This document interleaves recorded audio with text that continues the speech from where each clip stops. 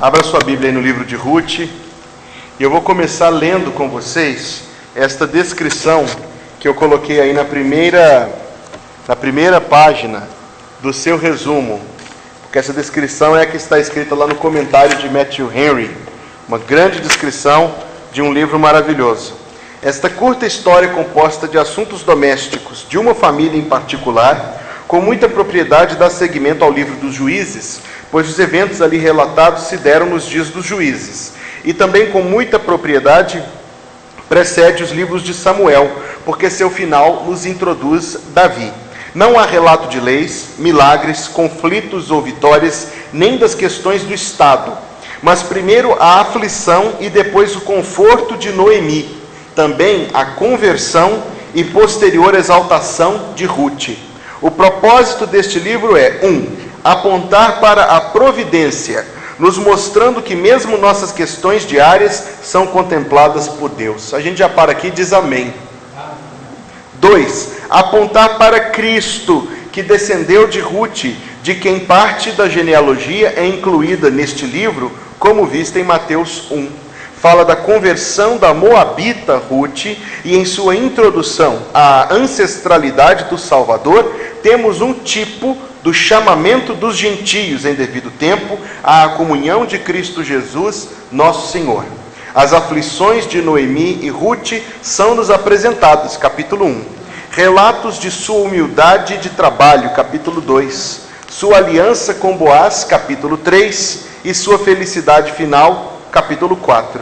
Lembremos-nos que o cenário desta história é Belém, a cidade onde nasceu o nosso Redentor.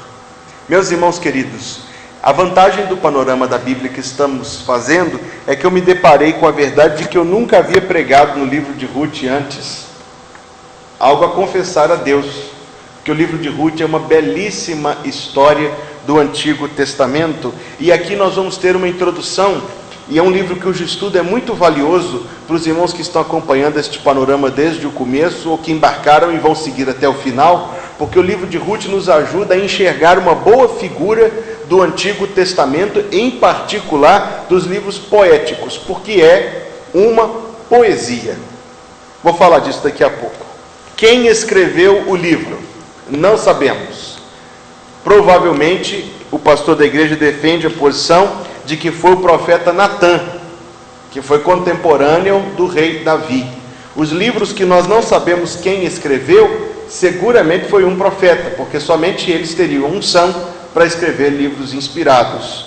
É o mesmo caso com Juízes, que eu disse para os irmãos que quem organizou foi Samuel. Mantenho a minha posição quanto a isso, e mantenho a minha posição de que quem escreveu foi Natã.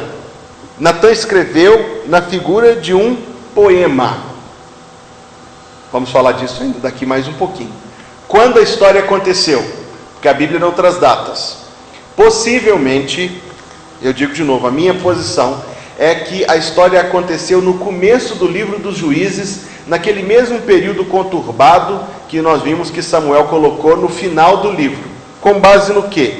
Com base que nós sabemos que Eude, o segundo dos juízes, venceu os moabitas, e Ruth era uma moabita.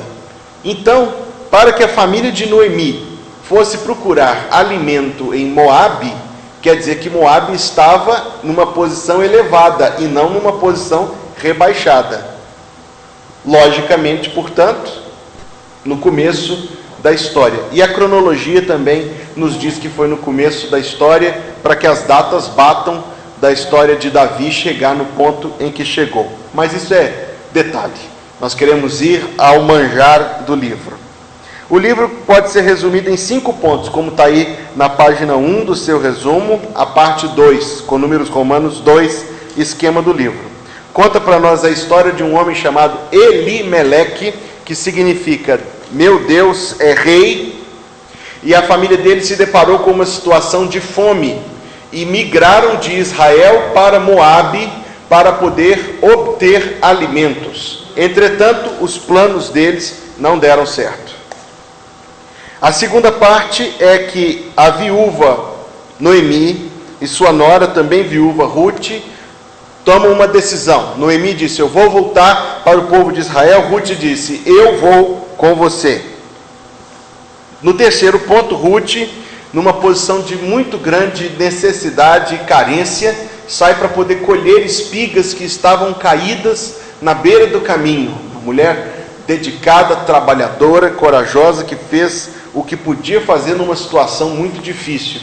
E ela se encontrou com um homem chamado Boaz. Esse Boaz é o seu redentor, e ele se casa com Ruth, capítulo 4, e aí tem o fim da história dela.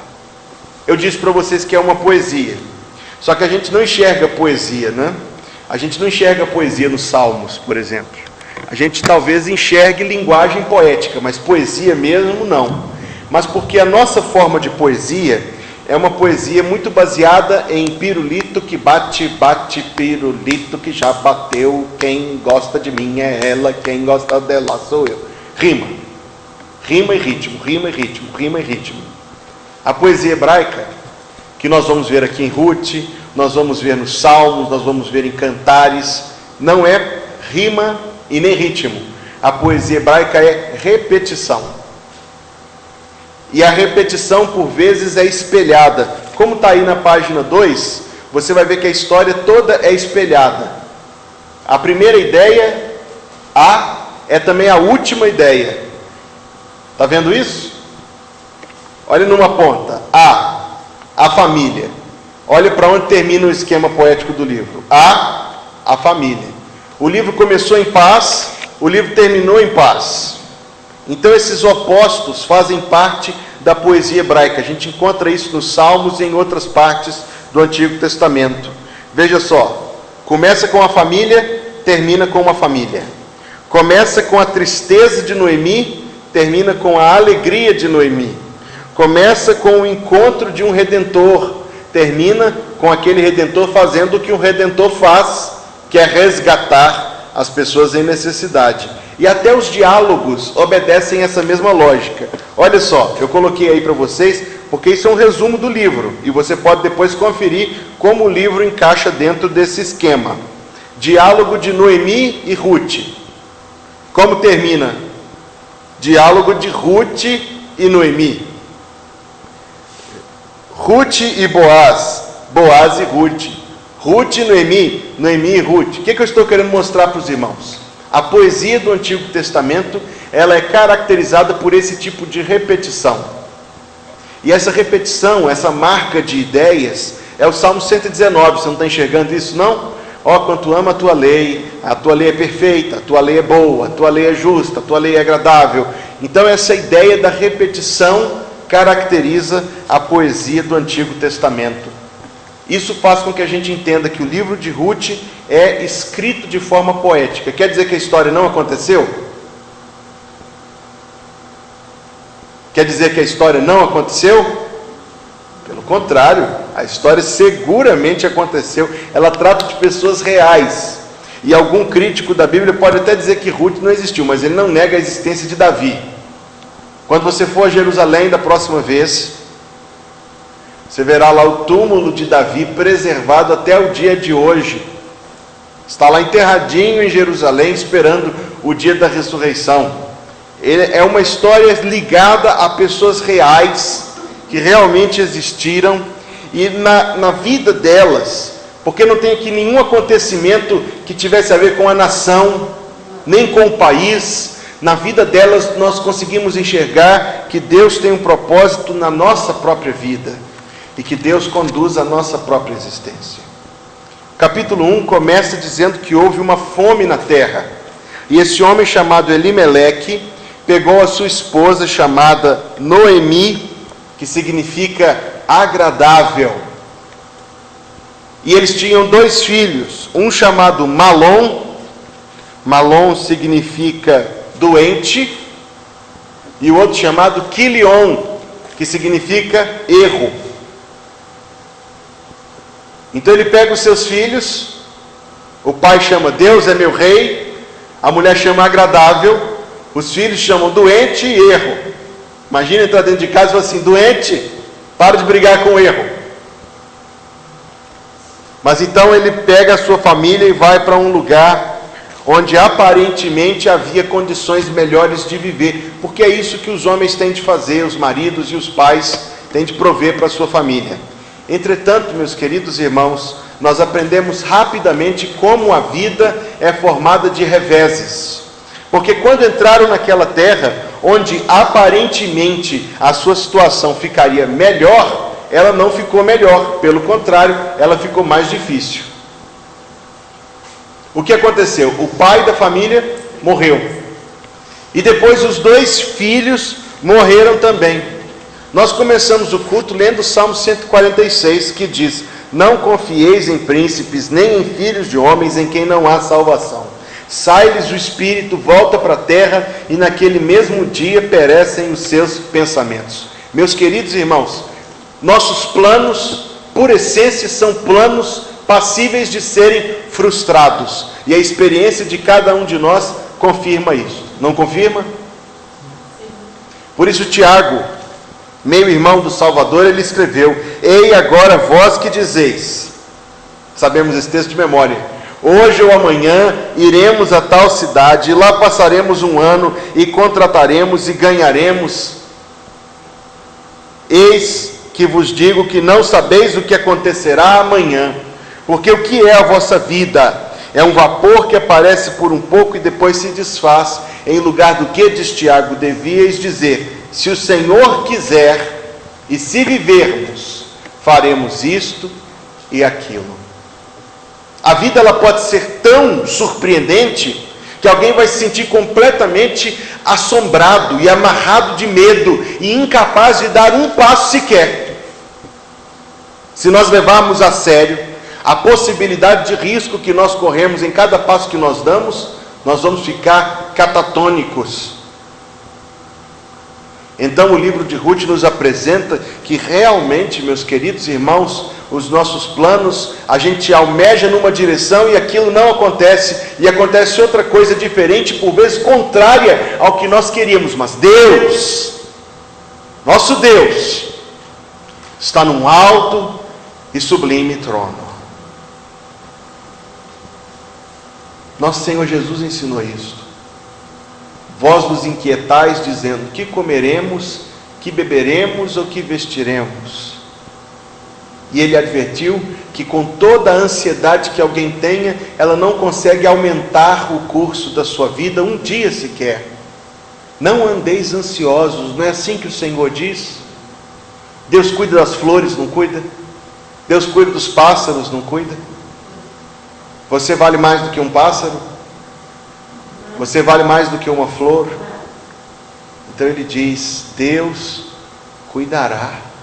Não vos inquieteis com o dia de amanhã, porque ao amanhã trará consigo os seus males. A vida traz surpresas de todo tamanho. Pequenas surpresas boas, como quando você põe a mão no bolso, o que tinha lá? R$50. Você não estava lembrando deles. Principalmente no bolso do marido. Esse bolso, não, cada um no seu próprio bolso. A vida traz pequenas surpresinhas boas, grandes surpresas boas, mas a vida traz também pequenas surpresas ruins e notícias calamitosas, o resultado de um exame, um aviso inesperado, a perda de um emprego. Nós somos lembrados da instabilidade da vida. Mas cada vez que você for lembrado da instabilidade da vida, lembre-se também da estabilidade do trono de Deus.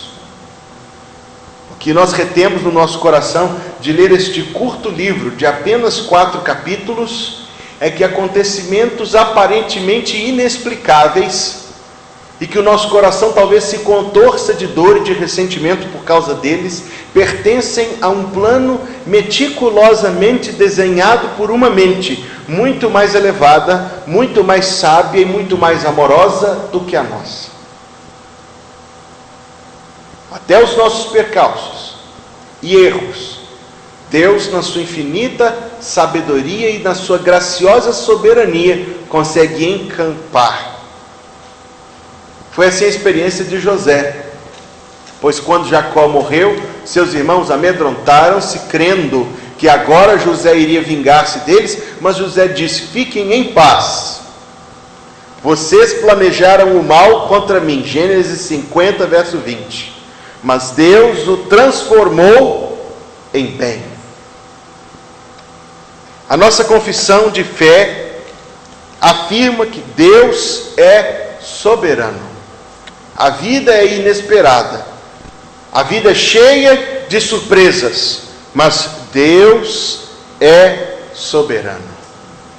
Então eu quero dizer aos irmãos que Deus não é apenas interventor na história, porque nós temos aprendido sobre as intervenções de Deus. Mas aqui, o que a história de Ruth nos vem ensinar claramente é que Deus não somente intervém, mas Deus conduz a história. A mão de Deus é que faz os acontecimentos, os grandes acontecimentos mundiais e os pequenos acontecimentos da nossa vida se darem da forma como se deram, se têm dado e se darão.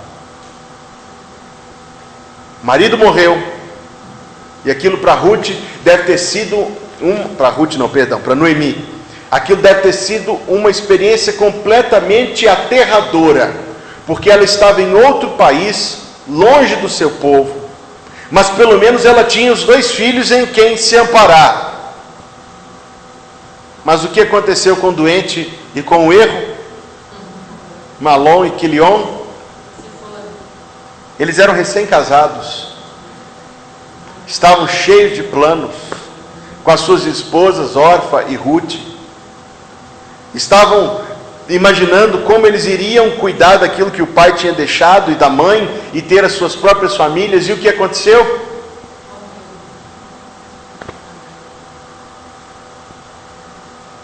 E eu não quero usar um acontecimento daquela gravidade, mas não posso deixar de mencionar daquele famoso jornalista que o helicóptero caiu, estava indo almoçar.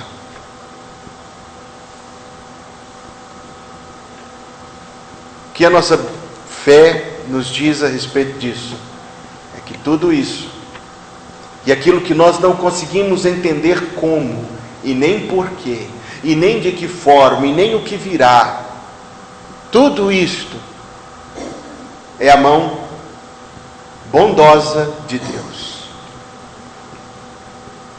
Nós por vezes ficamos perplexos diante dos acontecimentos, e nós nos sentimos em dúvida diante do curso das coisas da nossa vida, para onde estão indo, como estão indo, o que está acontecendo, porque Deus, em última análise, permite que as coisas corram como tem corrido. Permita lembrar a você, nesta noite, que Deus é mais sábio do que você, e mais amoroso do que você, e que enquanto nós somos imperfeitos, e capazes de olhar as coisas somente pelas suas beiradas, Deus contempla o seu plano total para a nossa vida. Vocês conhecem a história? Uma ilustração bobinha, mas que conta a história de 6 cegos que foram tentar enxergar um elefante? Não conhecem? É uma coisinha engraçadinha, e eu não sei se eu lembro toda de memória, mas é muito interessante, porque nós sabemos que os cegos enxergam pela via do tato, e havia um elefante, e os 6 cegos queriam enxergar o elefante para descrever para os outros. Então o primeiro foi com as mãos estendidas e bateu as suas mãos no lombo do elefante, e disse para os outros 5 que o elefante é uma parede, ele é semelhante a uma parede. O outro cego colocou a sua mão aquele dente comprido, tem um nome aquilo, presa. Colocou a sua mão na presa do elefante, sentiu a ponta e disse: que parede, você está doido, o elefante parece uma lança. O terceiro abraçou a perna do elefante e disse: nem parede nem lança, o elefante é uma coluna. O quarto pegou no rabinho. Você, o elefante é um cipó. E assim foi, eu não lembro mais, eu sei que um pegou na tromba e achou que o elefante era uma jiboia. E a gente ri dessa historinha boba, mas ela mostra para nós que nós vemos as coisas somente pela sua superfície, pelas suas beiradas. Nós vemos a vida somente por uma ponta. Deus, e somente Deus, consegue ver o todo, a imensidão da nossa própria existência. Nossa fé, portanto, conhecendo a Deus dessa maneira, não há de se desesperar diante dos reveses da vida. A gente se entristece, disso não resta dúvida. E a gente se alegra também quando a surpresa é boa. Mas em todas as circunstâncias boas e ruins, ou aparentemente boas e aparentemente ruins, nós confessamos a soberania do Senhor e a forma como Deus tem agido em nossa vida. Quando o marido de Noemi morreu, tudo que havia era isto. E quando seus filhos morreram, a sua dor se multiplicou por um número infinito. E ela disse para os seus conterrâneos quando volta a Belém: meu nome não é mais Noemi, que significa agradável. Meu nome é Mara, que significa amargura. Ela não sabia o que Deus iria conduzir a sua vida. E eu quero dizer aos irmãos isto: por que Deus se importa com os acontecimentos cotidianos da nossa vida? Primeira razão, porque Deus se importa, é porque eu e você não temos condições de avaliar o tamanho de algo que acontece, se é pequeno ou se é grande. Nós, eu digo de novo, olhamos apenas por uma ponta que nos toca. Somente Deus consegue ver a inteireza.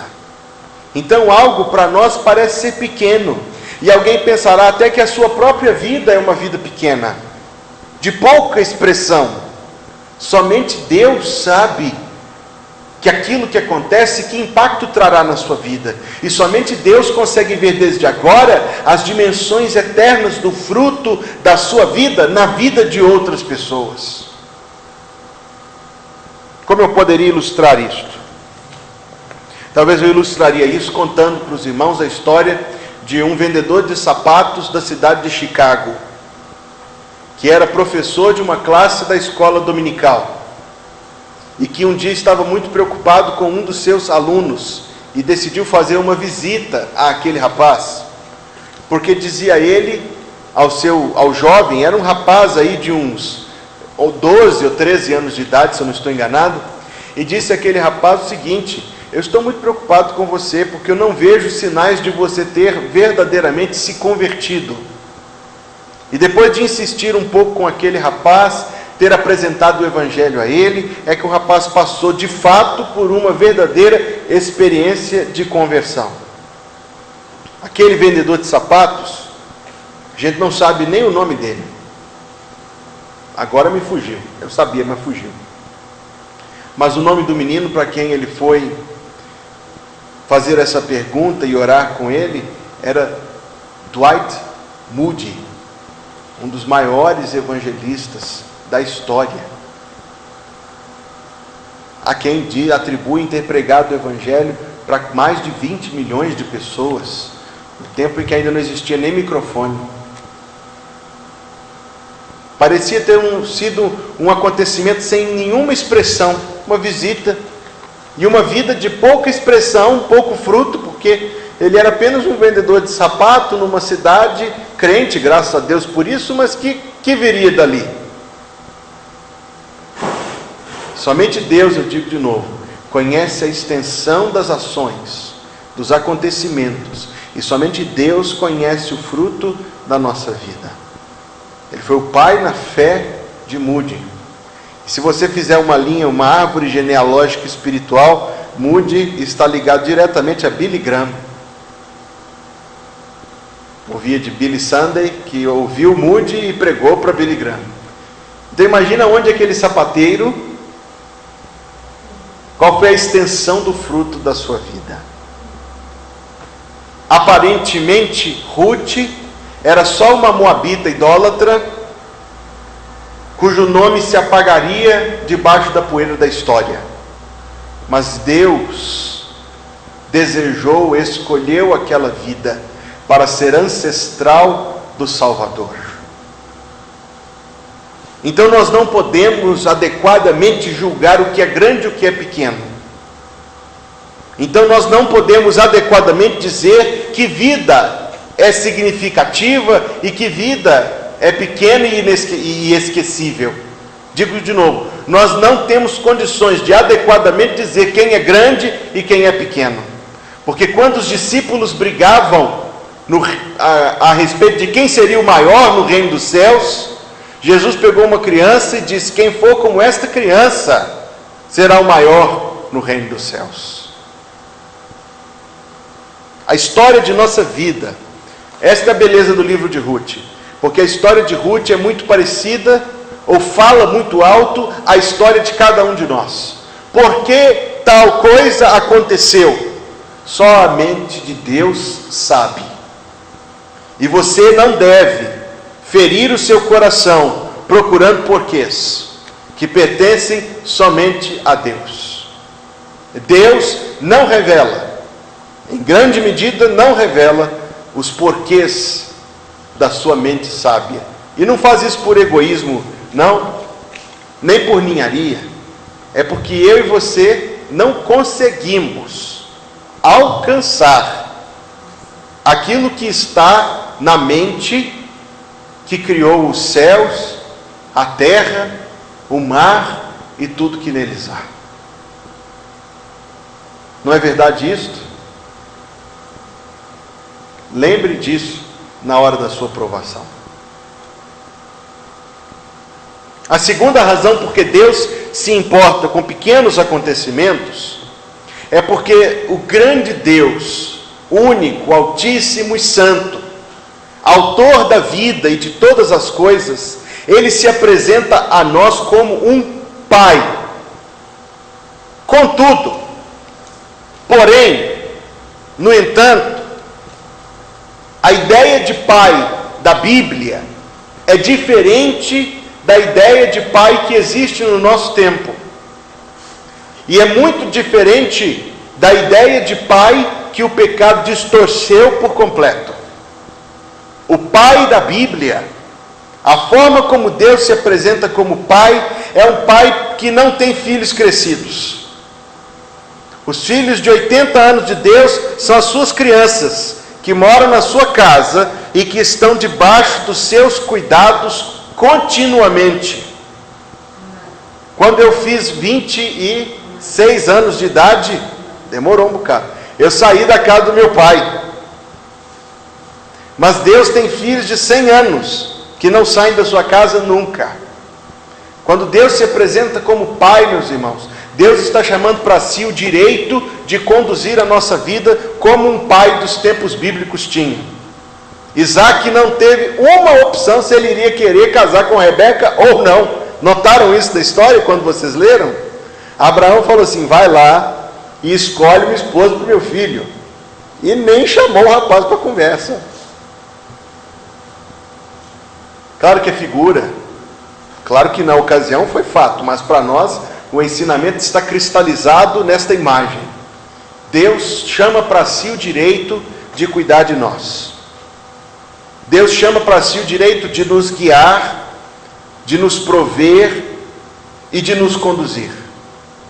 Deus não tem nenhum filho independente, Deus não tem nenhum filho crescido que Ele pôs para fora de casa.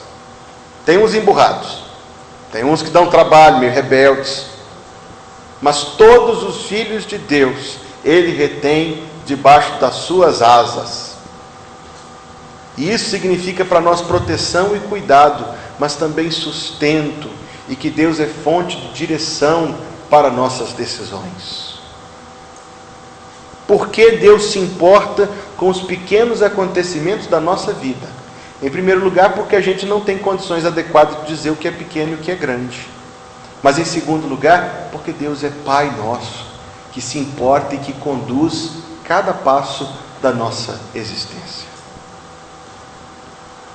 Deus, então, é soberano sobre eventos, pessoas e fenômenos. Quando Elimeleque decidiu ir para Moabe, ele decidiu pela sua própria vontade. Deus não forçou a isso.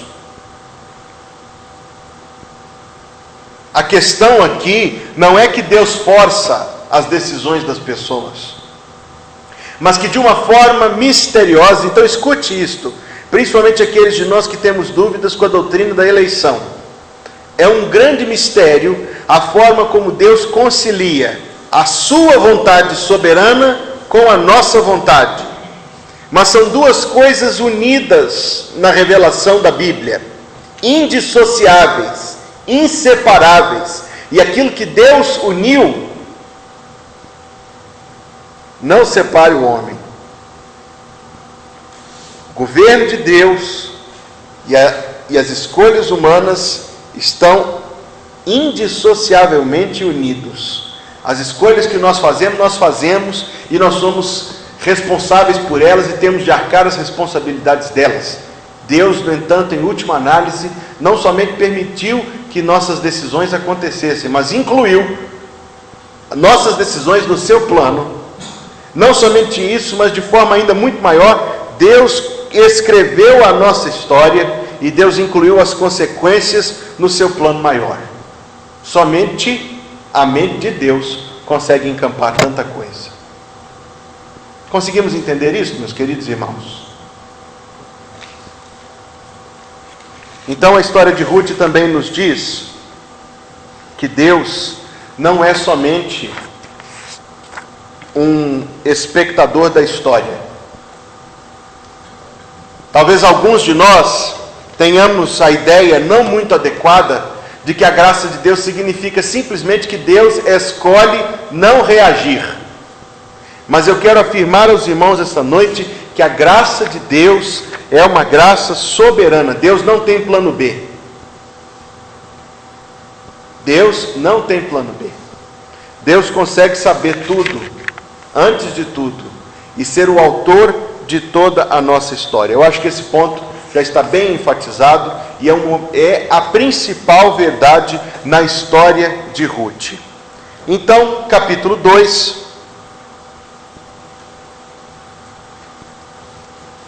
Noemi tinha um parente de seu marido que se chamava Boaz. Ruth, a moabita, disse a Noemi: deixa-me ir ao campo e apanharei espigas atrás daquele que me favorecer. Veja que elas não tinham nem o pão básico de cada dia. Tão terrível e miserável era a sua situação. Ela se foi, verso 3, chegou ao campo e apanhava após os segadores. O que diz a sua Bíblia aí? Capítulo 2, verso 3. A minha diz assim: por casualidade. Capítulo 2, verso 3. Ela se foi, chegou ao campo e apanhava após os segadores. E o que diz logo em seguida? Por casualidade entrou na parte que pertencia a Boaz. Casualidade, meus queridos? Providência de Deus. Providência de Deus. Então ela se encontrou com Boaz. Boaz demonstrou uma generosidade para com ela, mandando que ficasse um pouco mais de espigas. Isso é um modelo sobre a forma como nós devemos ser beneficentes. Ele não mandou entregar a comida pronta na casa dela. Ele deixou cair um pouco mais de espigas para que ela pudesse colher. Mais adiante, na história, Noemi dá uma série de instruções a Ruth. E ela diz assim: deite-se aos pés de Boaz. E ela se deitou. E aqui alguns tentam sujar a história dizendo que aconteceu uma coisa que não aconteceu. Porque deitar-se aos pés é deitar-se aos pés. E a linguagem ali não era outra senão de humildade, de serviço e de submissão. Quando ele acordou, no verso 10 do capítulo 3, ele disse: Bendita sejas tu do Senhor, minha filha. Seguramente um homem bem mais velho do que ela, tá, minha gente? Melhor fizeste a tua última benevolência que a primeira, pois não foste após jovens, quer pobres, quer ricos. Agora, pois, minha filha, não tenhas receio. O que nós aprendemos dessa história até aqui? Nós aprendemos que Ruth, meus queridos irmãos, é uma figura no Antigo Testamento da igreja. Qual era o povo dela? Moabita. E o que eram os moabitas? Boa pergunta. Os moabitas eram um povo idólatra, eram um povo gentio, eram o povo de fora da aliança de Deus, não eram? Pois bem, idólatra, gentio, fora da aliança de Deus, e o apóstolo Paulo usou palavras semelhantes para nos descrever, quando ele escreveu da seguinte forma: lembrai-vos que outrora vós gentios na carne. Alguém aqui é judeu? Só para garantir. O Brasil é um país tão miscigenado que talvez cada um de nós tenha um pouquinho, mas não ia nos valer nada. Não ia nos valer nada. Por isso ele diz: lembrai-vos de que outrora vós gentios na carne, chamados incircuncisão por aqueles que se intitulam circuncisos, naquele tempo estáveis sem Cristo, separados da comunidade de Israel, estranhos às alianças da promessa, não tendo esperança e sem Deus no mundo. Assim era Ruth, assim era eu e assim era você. Mas agora em Cristo, vós que antes estáveis longe, fostes aproximados pelo sangue de Cristo. O que essa história conta para nós? A história de uma gentia, portanto, proibida de entrar na aliança do Antigo Testamento, proibida de participar do culto e de prestar até mesmo sacrifício no altar, mas que pela intervenção e pelo agir e pelo governo e pela condução de Deus da história, não somente entrou para o povo de Deus, mas se tornou ancestral do rei Davi, e se isso fosse pouco, se tornou ancestral do Salvador da humanidade, o Senhor Jesus. A história de Ruth é a nossa história. A história de Ruth é a história daquilo que Deus fez em nosso favor, porque Boaz é uma figura do Senhor Jesus. Ele era de Belém, ele era da tribo de Judá, mas se essas coisas assim não têm esse peso todo, tem o imenso peso que ele foi o resgatador de Ruth e de Noemi. Boaz não pôde simplesmente colocar Ruth para dentro da tenda dele. Falou assim: vem morar aqui. Ele teve de cumprir um rito que está aí no começo do capítulo 4, porque havia um outro parente mais próximo que ele. Então ele teve de colocar aquela situação em público, e ele teve de pagar um preço, o preço da propriedade que Elimeleque tinha abandonado algum tempo antes, para poder resgatar a Ruth e Noemi. Então entenda que esta história tem paralelos com a cruz do Calvário. Jesus não simplesmente nos chama: entra aqui, pronto, deixa esse pecado para trás. Ele paga o preço dos nossos pecados na cruz. Jesus publicamente assumiu a nós, assim como Boaz publicamente assumiu Ruth. Diante de todos, Cristo nos assumiu para si na cruz do Calvário e pagou o preço da nossa redenção. O que era esse parente resgatador? Você tinha um parente próximo a você, e se não fosse alguém de posse não tinha vantagem nenhuma essa lei, mas sendo alguém de posse, se você viesse a perder tudo, o parente resgatador, se tivesse condições, era obrigado pela lei a te resgatar. Mas ele não era obrigado a resgatar Ruth. Havia um outro mais próximo que ele. Ele poderia ter se escondido atrás disso. Ruth e Noemi perderam tudo o que tinham pela escolha infeliz de Elimeleque. Ele abandonou a própria herança. Boaz não tinha nenhuma obrigação. Cristo não tinha obrigação de nos salvar. Nós estávamos debaixo da nossa própria culpa. Ele o faz por seu infinito amor e graça. A história não é uma história romântica, não é uma história de paixão. Quando a gente recebe o convite de casamento e está escrito lá assim: para onde fores irei eu, o teu povo será meu povo, o teu Deus será meu Deus. Mas esse texto não foi dito por Ruth para Boaz. Foi Ruth quem disse para a sua sogra, Noemi. Não é uma história romântica. Não é uma história de paixões inflamadas. É uma história de resgate, de misericórdia, do amor na sua mais fina expressão. Aqueles que usam a tradução antiga sabem que no Novo Testamento amor muitas vezes é traduzido como caridade. E a intenção de João Ferreira de Almeida ao fazer isso não era enaltecer a benevolência acima do amor, mas dizer que o verdadeiro, puro e o mais refinado aspecto do amor é a ação sem recompensa, a compaixão misericordiosa e altruísta. O livro não é, eu digo de novo, uma história romântica. Os valores do livro são mais heróicos do que melancólicos. Quais são os valores do livro de Ruth? Humildade, trabalho, coragem, sinceridade, conversão, lealdade, dedicação, compaixão, sabedoria, graça e alteridade. Nos três personagens principais, Noemi, Ruth e Boaz. Está na página 4 do seu resumo.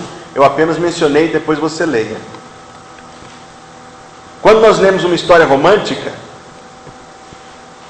adolescente gosta de ler livro de romance, né? E de ouvir músicas assim e tal. Aí a ênfase está em sentimentos melancólicos, subjetivos, tão profundos que não tem nem começo e nem fim. O amor que a Bíblia aqui orna e enaltece diante de nós é um valor heróico, é um amor heróico, um amor concreto, amor ativo, amor compassivo e misericordioso, sem muita remenda para sentimentalismo. Onde nós estamos querendo chegar? Nós estamos querendo chegar que a história do livro de Ruth nos mostra a transitoriedade da vida, a soberania de Deus, a providência e o dirigir do Senhor dos nossos caminhos, mas sobretudo, ele nos conta novamente, como toda a Bíblia, a história da salvação, a história gloriosa de como Cristo, o nosso Redentor, nos salva de forma tão maravilhosa. Boaz é uma figura do Senhor Jesus, eu disse, mas como não seria?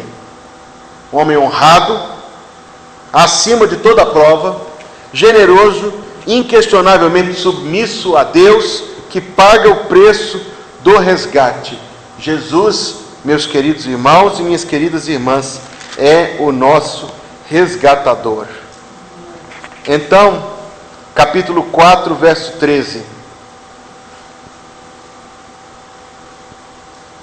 Assim tomou Boaz a Ruth, e ela passou a ser a sua mulher, coabitou com ela, e o Senhor lhe concedeu que concebesse, e teve um filho.